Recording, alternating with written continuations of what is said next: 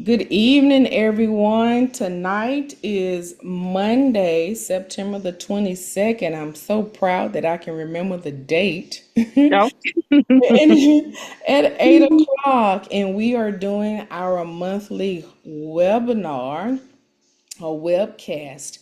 And we know in the month of September, there are a lot of awareness, health awareness.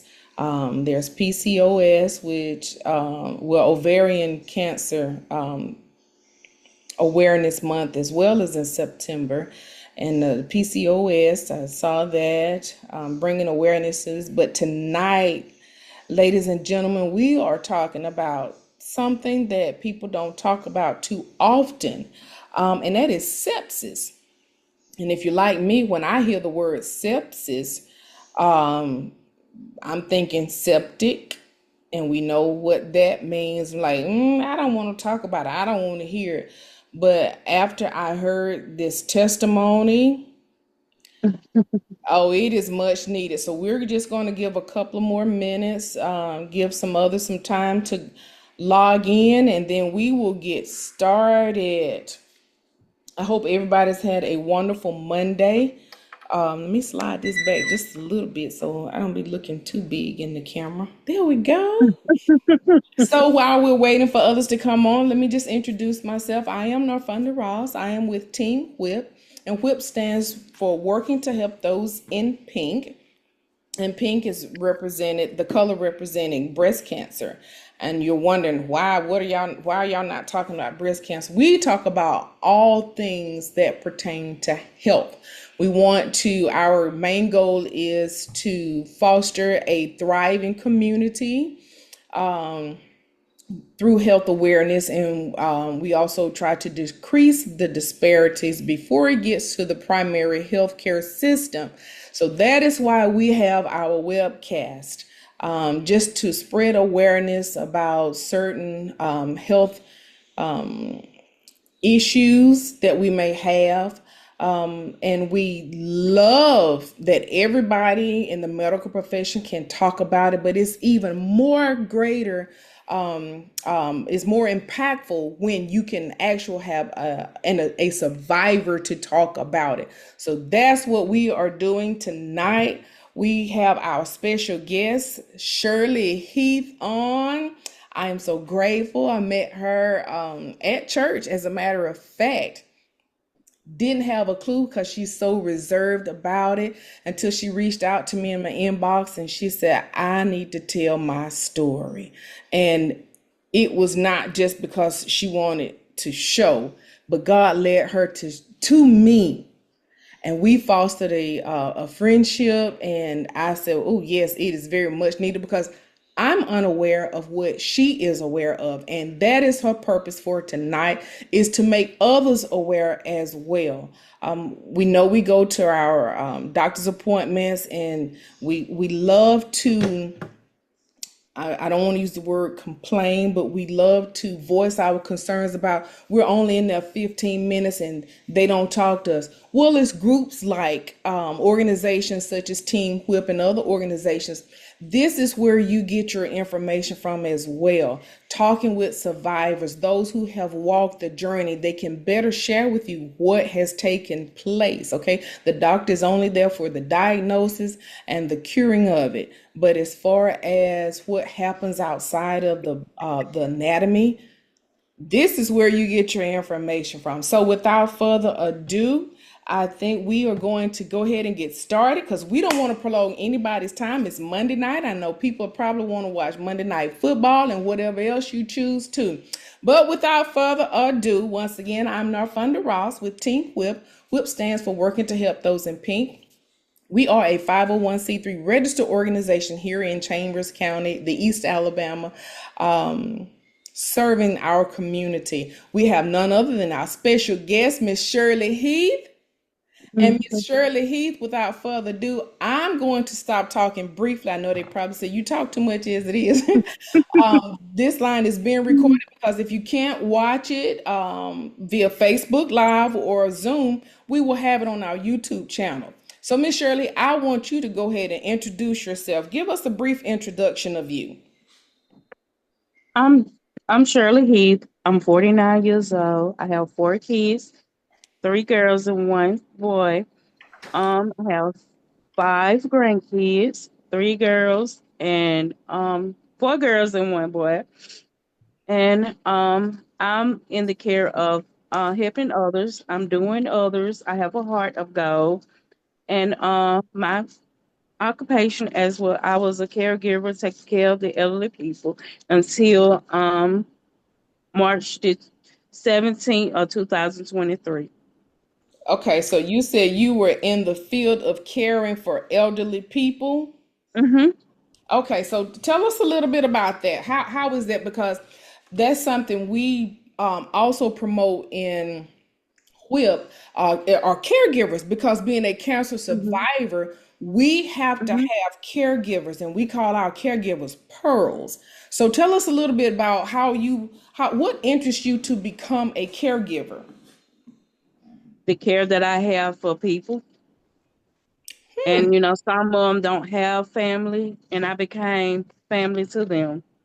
They had stories to tell. A lot of dementia, they have a story to tell as well. And, I've been their family and their friends. So, and that's what I love doing. And I never mistreated them. I gave them everything. I was there. They needed me. They needed me more, that my family had needed me because I dedicated my job more than I stayed at home. So you were one of those, I want to say, a top tier caregiver, because you put your career, you put everybody else first And before I did, and home, and myself last. and you put yourself last. I neglected myself. You neglected yourself. Now, Hmm. that is something that we talk about, y'all. I'm playing with my let me try that again. I hope that works. I'm playing with my speaker view. So you say you put your career ahead of yourself and family. So tell me, what do you mean when you say you put your career ahead of yourself and family? Because I always was at work, and that's why I want to be at work. You want to be at work because Hmm. that's like you said, you earlier you said you had a heart to Because go, and you just felt like they needed you more they than needed me more. they needed you Hmm. more. Because okay, so just tell me a little bit, your caregiving, what did you do when you were caregiving? Baths, help them to and from bathroom, help them with shower, make sure they were dry, put them to bed, got them out of bed, If they got on the light, they needed some, did my rounds, gave them their meds, what they needed. So you were really taking care of them Yes, ma'am. wholeheartedly, because that's what you felt, that was your calling. And it was. And it was. Okay, I Mhm. noticed you keep saying it was. So are you not caregiving at this moment? No, ma'am. I'm not. Okay. I'm not working at this moment. You're not working at this moment. Mm. Okay, so you were caregiving, and you were caring for others more than you were caring for yourself. So Yes, ma'am. were you keeping up with your health? I neglected myself, so I wasn't until I got sick. I Okay, so failed you got myself. sick. Hmm. Okay, when you say you got sick, tell me what happened. How did you get sick? What happened? Well, it was this smell that I had, a prolonged and a long smell. And I always used to ask my coworkers, I'm like, do you smell that? Do you smell that? But only me can smell it, but no one else. And it smelled like death, And I'm like, I went to the doctor. They were saying it was a sinus infection. And the smell would never go away. And it started smelling like balls. So I'm like, the smell will never go away. So this particular day, I felt bad, but I still got up and went to work, my normal activity. So when I got there, that's when I started throwing up, got chills, um, I got weak, Mm-hmm. and I had a fever. So they were Possibly like, like Shirley, you symptoms like the like a flu, right? she, like flu chills and everything. Yeah, Hmm. my legs were swelling up. My legs were getting real big. But see, I didn't know it. I was sick with sepsis. So I fainted, but my nurse that were working with me, she called me and put me in the chair, and put a cold rag on me. So my boss, she was like, "Sure, you need to go home. You sick." She was like, "No, I'm finna call the paramedic." She called the paramedic. My blood pressure was over the roof. My blood pressure was so high. My sugar was so high. And they took me on to East Alabama in Opelika, where they treated me and ran plenty of tests to see what was going on. So that's when they came back and told me I had to be admitted in the hospital, where I was admitted. And didn't know I had a wound at the bottom of my foot. Okay, okay, let's start right there. So Mhm. you were sick, your legs were swelling, Mhm. chills, fever, Mhm. blood pressure out Mhm. of the whack, and you said something about your sugar. So are you a Mhm. diabetic? I am a diabetic. You're a diabetic. Okay, and then you Mhm. mentioned that you had a wound on the bottom of your foot that you were Mhm. unaware of. Mhm. So tell us before we go any further, tell us a little bit about being a diabetic. You can eat, maintain, but you got to eat in portion. You got to eat right and do right and take your insulin. God take insulin 4 times a day. Okay, now were you I take. taking insulin before you had this smell? Mhm. I was. Okay, okay, Yes, I okay. So was. you're at the hospital and Mhm. they discovered the wound on the bottom of your foot. Okay, go from there. Mhm. And then when they took blood work, and then when they told me they had to admit me in the hospital because I had sepsis.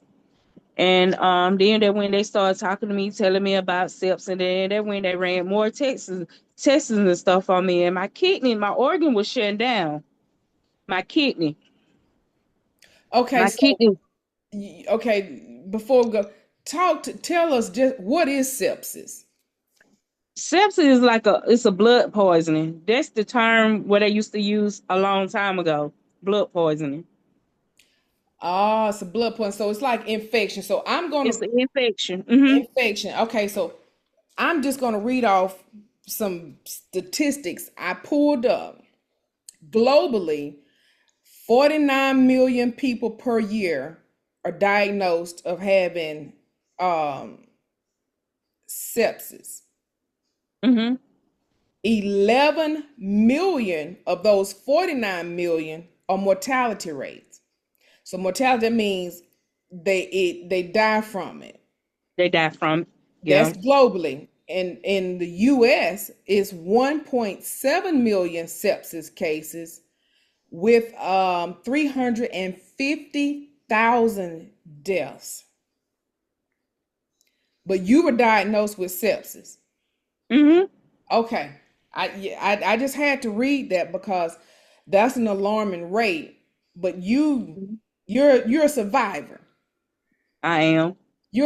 See, that's what I'm talking about. That's awareness. That's why it's important that we have to talk to our survivors so they can tell us what it was like and what we need to be prepared, what we need to be aware of. So they ran tests and they told you had sepsis, and the doctors, what next? What happened next? Then no blood one circulating. My blood had stopped circulating in my leg. So then when they talk about they ran more tests and they said they had to amputate. Then when they amputate my left leg, um All of this in one day, or was this over a course period? it was like in the middle of the week, that Wednesday that when I had surgery, my first surgery. Hmm. Um so they did that, and after they amputated my foot, I felt fine. I felt fine. But I was just in pain, severe pain. I couldn't bear the pain. How were you Um, mentally when they told you they had to amputate your foot? I cried. I cried when they told me they had to amputate, and I called my job and told my boss lady that I would not. be able to come back to work because they finna amputate my leg. And I cried because I want to work, and I still want to work. I don't put in the applications and everything to go back to work because that's what I want to do. And I wish people would give me a chance to let me work, but they won't give me a chance. You got to give me a chance, and I can prove it to you that I can do it. And Girl. if I can get up out my bed every morning, every day when God wake me up and Hmm. clean up my whole house, I can do anything. You can still work. And see, I that's still can that's work. that's what I want to say. That's a thriving survivor there. You have not let what you experience Stop sit me. you down. It Mm-mm. was a short setback, but hey, you're in your comeback season now. So I understand that you want the communities, the employers, to give you an opportunity to come back and let you show them, hey, I can still work. Okay, so they amputated your leg first, right? Mm-hmm. Okay, so after they amputated your leg, where do we go? Do you go to therapy? What happens next? Whew. I'm still in the hospital. They hooked me up to all type of antibiotics. I was the whole time that I was there for 3 months. I was on antibiotics. Three They months? 3 months I was on antibiotics. And then the CDC came in there every day. The disease control, they came in there every day. They came in there to check on me and let me know about my kidney level. My kidney, and because my kidney was failing. And they came in there every morning at 3 o'clock.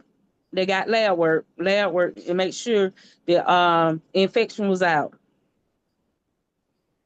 And but the pain, I couldn't bear the pain. They had to give me morphine. I had to get morphine every time. But then the morphine stopped working, so they had to give me Dilaudid. Wow. So you're laying there with one leg amputated, Mm-hmm. in pain, And pain, with organs on the verge of shutting down. shutting down. Wow. Yep. So let me ask you, and I asked, how were you mentally? So since you were a caregiver, who was caring for you? Did you have any help? The nurses, but by me being a caregiver and how they was taking care of me, I know how they felt. I Mm. know how my patient felt. But I got stronger. I got stronger. Uh, I started turning myself over. I started doing stuff for myself. I didn't want them to come in and do that, but I know that was their job to do it. But I didn't want them to do it.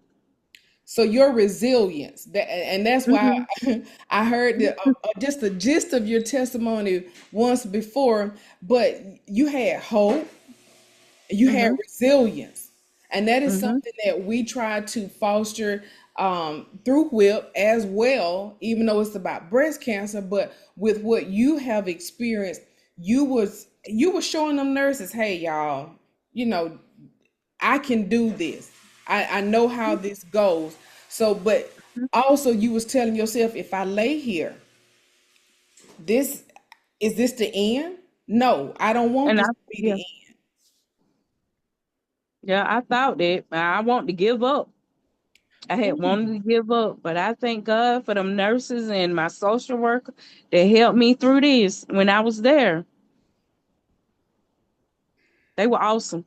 That's what I love to hear too. Good bedside manners, and know that you have care when you are in the hospital as well. Because that's what some people be afraid of when if they are admitted to the hospital. Well, they're not gonna Mhm. care for me like I should be cared for. But no, Mhm. you said that was the opposite. They were coming in there caring for you. They was checking on you. They was letting you know day in and day out what your vital signs were, how you were Mhm. progressing, and that helps. That's a part of healing as well. If you know that you are progressing, then that gives you that willpower. Hey, I got to continue to fight. The Lord is letting me see Mhm. I got to continue to fight. I want to share this with you. Um, it says that sepsis is more common and severe in older adults and those who have an immunocompromised individuals. Mm-hmm. And I remember earlier you said you were 49 years old. How old were you when you were diagnosed with sepsis? Um, 47. 47. And it said long-term effects of sepsis, organ damage, cognitive impairment, and mental health issues. Now that's what it said on Google. But Mm-hmm. I'm talking to a survivor. We are talking to a survivor that have experienced sepsis, but she just as strong as you ever want to meet her. So let me stop talking. Let me let you go back. Okay, so they coming in your room and they've amputated one leg, right? Mm-hmm. All right. So were you getting better?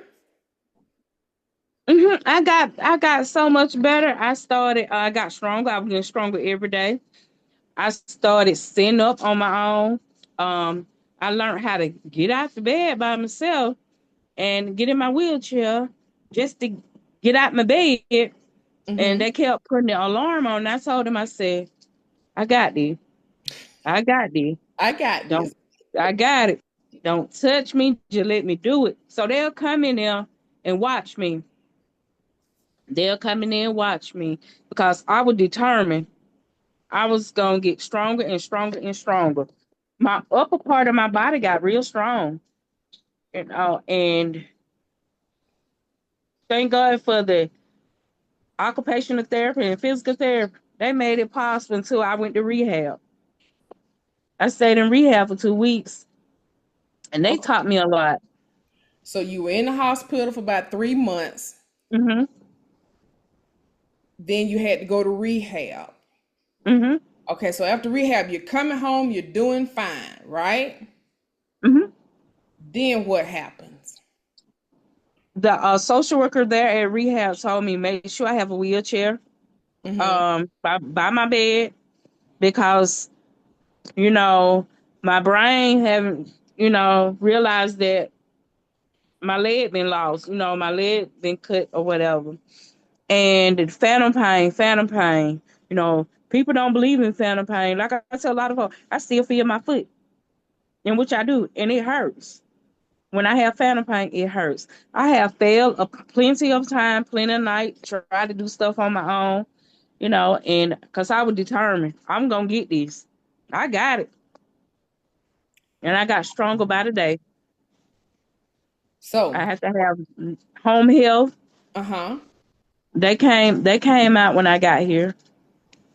I had to have a little extra help. They made sure I had to have a wound vac on my right. I had to have a wound vac because I had a wound was big and like it was in itself, the flesh. It was getting deeper and deeper. Now, was this because of sepsis or was this because of diabetes or they all played in together? All played in together. Cause once you get sepsis one time, you easily can get it again. And like every time I go to the emergency room, they treat me like I have sepsis. That's precautionary, correct? Uh-huh. Gotcha. Okay. Yeah. So you've had one leg amputated, you were home health care, you were doing good, you Hmm. were trying to get back into society. Then what happens? Because I noticed you are a double amputee. What happens Hmm. then? It was a hard pill to swallow. It was a hard pill to Now, swallow. what was a hard pill to swallow? You know, when they had to come in and told me they had to take my other leg. It was a hard pill. I prayed about it. I was ready because I told them, I'm tired of getting admitted in the hospital and they had to do this, they had to do that, and I I couldn't do it. Okay, so you gone through surgery, gone through rehab, laying there in the hospital, possibly having organs failing. You're Yep. on your road to recovery. Yep. You're at home. You go back to the doctor. or like you said, every time you went to the hospital, they was treating you like you had sepsis. And then Steps. you Mm-hmm. get another diagnosis and say, hey, we got to take your other leg off. Yep. And you say, I'm tired. Yep. I'm tired. What made you fight?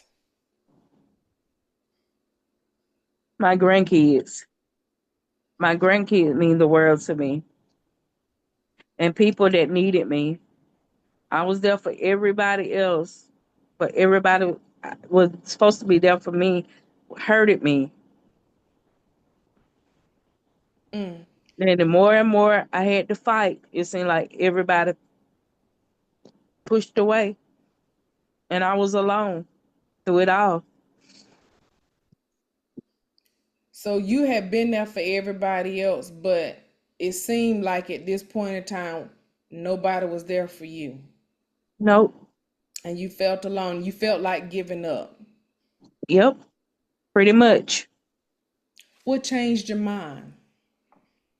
I heard you say your grandkids, but what about your grandkids? They bring joy into my life.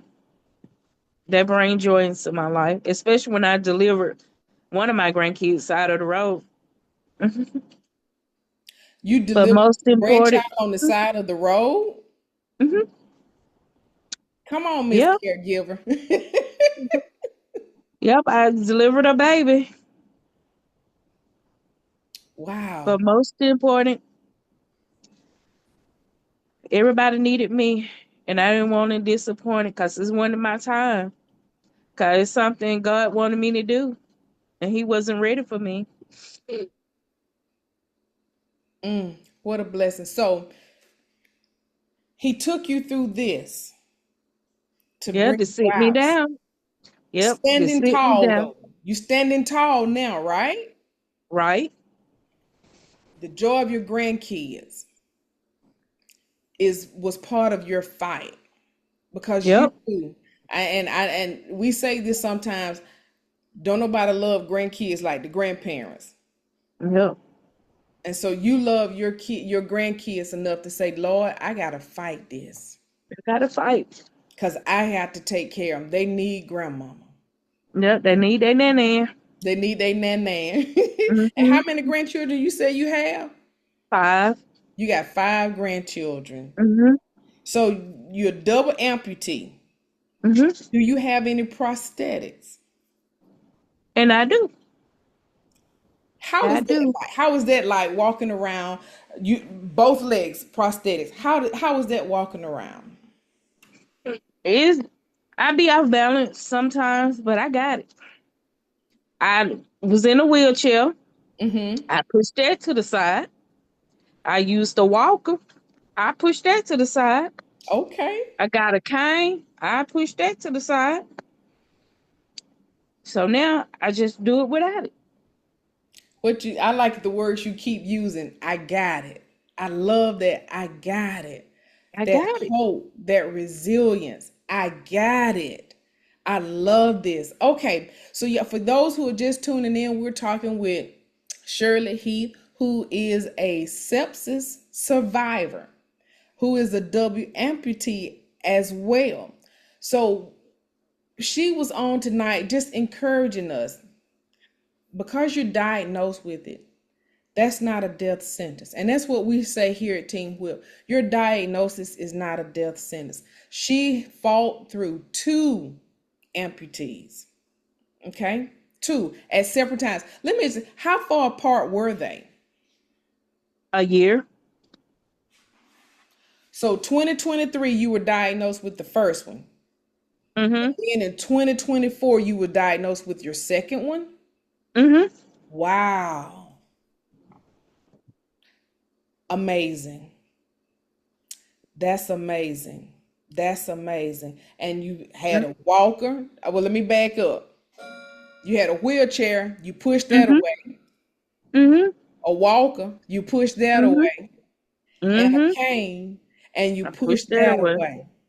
Mm-hmm. And you walking on your own, Walking on my standing own. tall. Yep. That is what we love to hear. That empowerment, that hope. You know, we have to hear the realness of it, the reality of it, but we want to hear the hope in it, the resilience in it. And I'm just overjoyed. I am very overjoyed.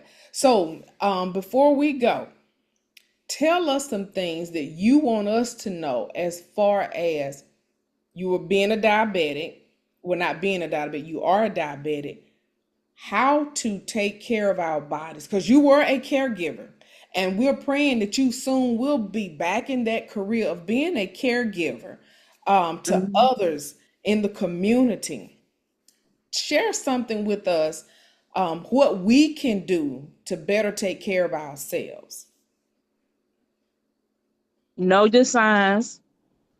Don't neglect your body. Take your medicine, exercise, and eat right. But most important, know the signs. Know the signs. And for those who just tuning in, she said she had a smell.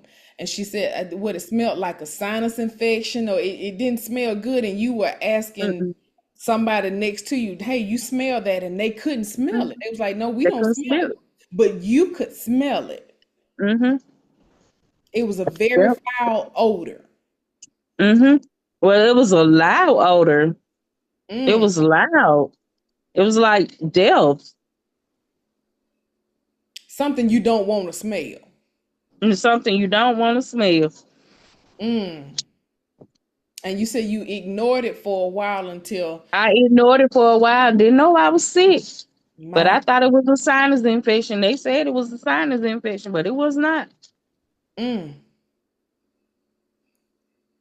But you're here doing well, Yes, walking I on your am. own, Yes, I taking better am. care of your body, looking, making sure, hey, this is not happening. And if so, I'm going to the doctor to make sure. Let's be preventive about this. Let's head some of this off. And that's something that we try to encourage is attend your regular physician appointments. Mm-hmm. Make sure you are aware. That's the first thing, because if you were not aware, you wouldn't have known what it was. So she has made us aware now. So if you have a peculiar odor that no one else smells, something could be going on wrong internally. Do not Mm-hmm. ignore it. Go ahead and go to the doctors. And she also mentioned when we eat, we have to eat right and eat healthy, and also eat in portions, correct? Correct. If you're a diabetic, make sure that you're taking your medicines, your insulin, you're doing what you're supposed to do. The doctors are not just telling you, hey, this is what you need to do just for their health, but it's also for your health. And we understand that sepsis is an infection, like you said, a Poisonous. blood poisoning. And Mm-hmm. your blood goes all over your body. So those are things that we just need to keep check of. Shirley, I appreciate you coming on here tonight. Well, we Team Whip appreciate you coming on here, giving your testimony. It is September is Sepsis Awareness Month, and this is just something that we wanted to share with the community to make them aware, because we know what the statistics say, but we also know what God has done, because we see you, Amen. who is a sepsis survivor, a double amputee, who is still standing tall and strong, and one day will be back in the caregiving field. Is there anything else you want to share with us? God did it. God did. She said, God did God it did and it. I got it. She And said, I got it. God did it and I got it.